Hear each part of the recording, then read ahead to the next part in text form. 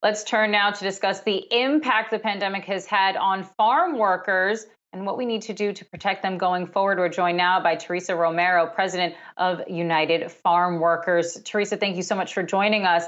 What kind of protections do we still need? We're more than a year into the pandemic for those farm workers going forward, especially as they're such essential frontline workers.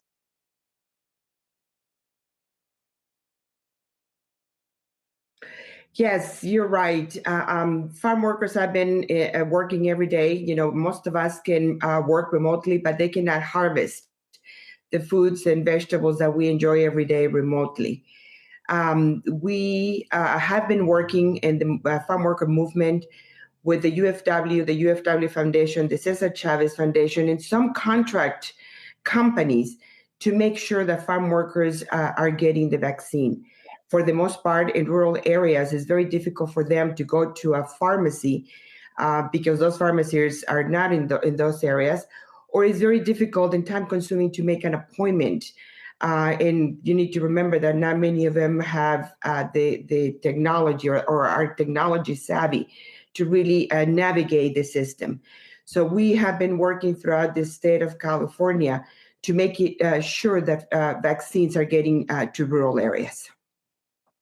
Tell us more about that, Teresa, and the work you're doing in conjunction with different municipalities in California. How many of those frontline farm workers have been vaccinated, and what has are you seeing that there is vaccine hesitancy on the part of these farmers, or do they want to get the vaccine?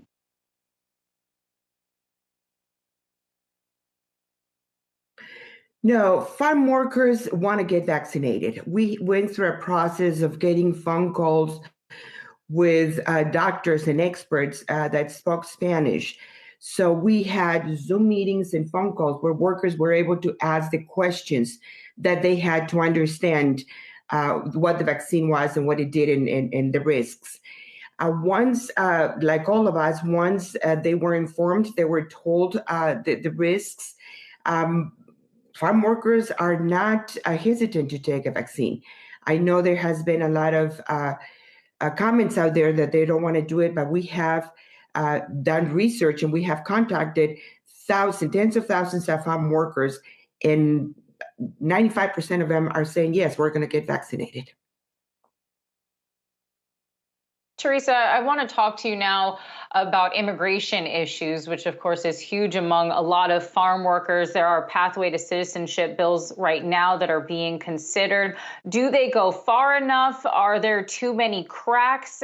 What do we really need for many of these farm workers? I know some of whom are undocumented going forward. Yes, and that is one of the main problems in the industry. A large percentage of the farm workers that work here in this country are undocumented.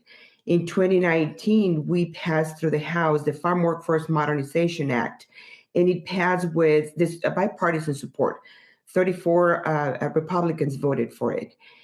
We again, 3 weeks ago, the Speaker Pelosi put it through a vote in the House, and again passed, and this time with 30 Republicans supporting it. We worked with both Republicans and Democrats in the House. We worked and negotiated with the major growers associations in the country, and we compromised to get a bill that would satisfy the needs of the industry and that would give farm workers and their families a path to citizenship. This bill, like I said, passed the House. It is in the Senate. We're working with the Senate to try to move it forward because President Biden has said he would sign it. Teresa, I know that there has been a labor crunch, a labor shortage in the farming industry for quite some time. And now we see some U.S. produce growers turning to robots to do some of that work. Is that something that your organization can get behind? Is this something that will actually help the farm workers or actually greatly reduce the amount of jobs available for most of them are immigrants, for these immigrants?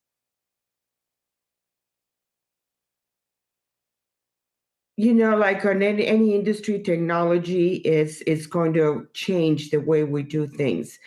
If we see that these robots are going to make the work easier for farm workers, we applaud it, but we understand, and not if all the work can be done by machines.